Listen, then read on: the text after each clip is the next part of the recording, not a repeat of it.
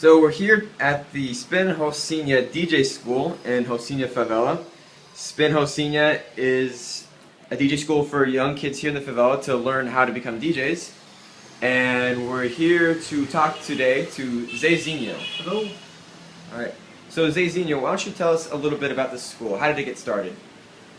I had the idea about 10 years ago to make this project, but I didn't have money.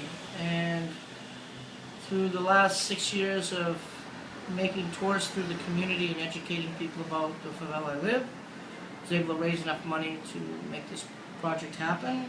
And we now exist for 1 year and about 6 months. We have this project now. So you're American Brazilian, right? Yeah. So like you grew up in the States, you grew up in Brazil. Like tell us a little about your I was background. born here, raised here, but later in my life went to the U.S. to live. I lived outside of Brazil about 15 years. So, but I came back because my dad got sick. And the first year I came back was 2001 because my dad got really sick. But then I came back to stay to take care of him in 2007. Mm-hmm. And now, yeah, in the favela. Like my dad's from here, my mother's from the U.S. So I wanted to do something to contribute. I had started in the U.S. trying to start some arts and culture projects there, but too much bureaucracy and problems with registering nonprofits and bylaws and all this stuff. Just a lot of work. So I wanted to do something that was more grassroots and more hands-on and not so much bureaucracy. So in 2007, when I was doing the tours, I decided, okay, I'm going to make this DJ school. When I have enough money and buy the equipment, I'll make the DJ school. And let's look at some of the equipment you got here. Yeah, sure. Got a lot of equipment here. You're looking over there, that's the MPC 5000, and that's our logo. And maybe if you come over here, you can see the stretch of equipment we have here. So local kids from the Villa, they come in here and they learn how to DJ. So who teaches them? Well, I teach them, and we have another teacher. His name is Dembry, and we work together to teach the students anything about mixing.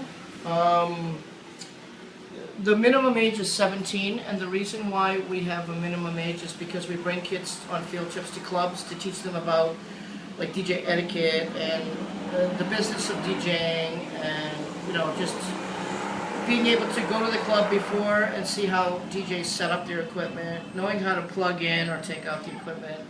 That's Joy. Hello, Joy. She's a DJ too. She likes to scratch. Her mixing skills need work, but she's a good scratcher. But anyway, yeah, so we have 20 students right now, and we have 6 girls. And we run 6 days a week, Monday through Saturday, from 7 p.m. until 10:30 at night. The neighbors know about our project, so after 10 o'clock the music level goes down. One thing that we teach the kids about, or the youth and adults about the DJ school, is that it's not about volume of music, because the louder you play music, the more it distorts the music, and it can affect not only the mixer, but the speakers in a negative way. So the idea is to expose them to being able to learn how to listen to music and beat count and then mix music. And we use the CDJs because they interface with 4 types of media. You can use a CD player, you can use an SD card, you can use a pen drive, or for those that are into computers, there's a USB port here on the back side as well. So how many kids have gone through and learned how to become DJs here?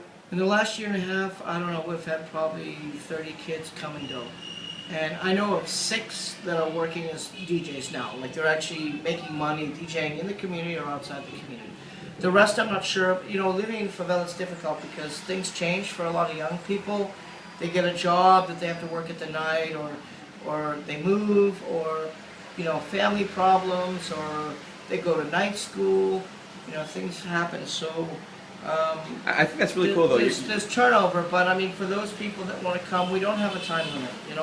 So if you want to come in and learn how to DJ, we don't say, oh well, you can only come for 3 months and then you have to leave. No, it's you come and you leave when you feel that you leave. We also give advice on equipment for young people to buy. Of course, they're not buying this. I've spent about 35,000 reais in this whole room with all this equipment. So you know, thanks to tourism, because without tourism and your help, tourists that come and visit Favela, this project wouldn't exist. I think it's really cool though that you've provided opportunities for these kids that they wouldn't have otherwise. You're teaching them a skill that they're not going to be able to learn anywhere else. Like, is there anyone else doing anything similar to this? In favelas, I know that Afro Hege has a DJ program. They're in Vigela Geral. But I don't know, I've been approached by other favelas, City of God, Prazeres, more Providencia, to expand our project. But right now, I think the first goal is we want to move out of my bedroom. This is my bedroom, or it used to be my bedroom. So, you know, it's very grassroots, but I know, you know, I have faith that in time, you know, we'll have enough money that I can afford to move out of here and I can have my bedroom back. And we can buy a building that we can have a recording studio and offer more space. I haven't done a lot of promotion of this project because of lack of space. Realistically, only 4 people at a time can be playing. This one, they're linked up to the speakers, so of course you hear the music in the room. The others are linked up, they have to learn how to mix through the headphones. So, you know, to have a bigger space with walls separating or something, then, you know, all the kids can play and have a sense of what the sound in the room is like. So, a lot of the people who come here and teach, you have foreigners come and teach. Yeah, we've had some foreigners visit, and we've had 3 top DJs in Brazil come to also give seminars about mixing, or to give seminars about special effects, or, you know, these types of things. So, you know, foreigners are starting to get more interest. You know, our school's only 1 year, 6 months old, so I think as we grow, you know, we have contacts also in Ibiza, so we're hoping to get some of the guys from Ibiza to come here to help and support our project. So, are you open to foreigners who might be watching this video who have DJing experience Sure, to come if and they want to volunteer? come and contribute, you know, I'll translate for the students. The idea is just to expose the love of music, and this is just, you know, some people play guitar or piano or sing, and ours is, you know, the art of DJing. And I don't know any place that doesn't utilize DJs. Mm-hmm. So, you know, DJ culture is very important. And now, for the last year, in Rio de Janeiro, they have now made DJing an official job. Like, it's considered a profession. So there's a lot of opportunities for our students if they want that. For those students who just want to play for the fun of it, or because they enjoy music, that's okay too. We're not the type of people, I'm not the type of person that's going to say, no, you have to become a DJ. If they want to become a DJ, then we will help them do that. Cool. So how can people learn more about your project and what you're doing here with the DJ School? Well, they can find us on Facebook under Spin Rocinha.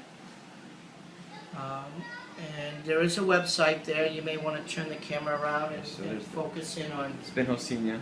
Uma escola, this DJ School. MediaSchool.org, and it's facebook.com/Spin Rocinha, right? Yeah, yeah. They can contact us through there, or they can also contact me by sending an email to visitrocinha@gmail.com.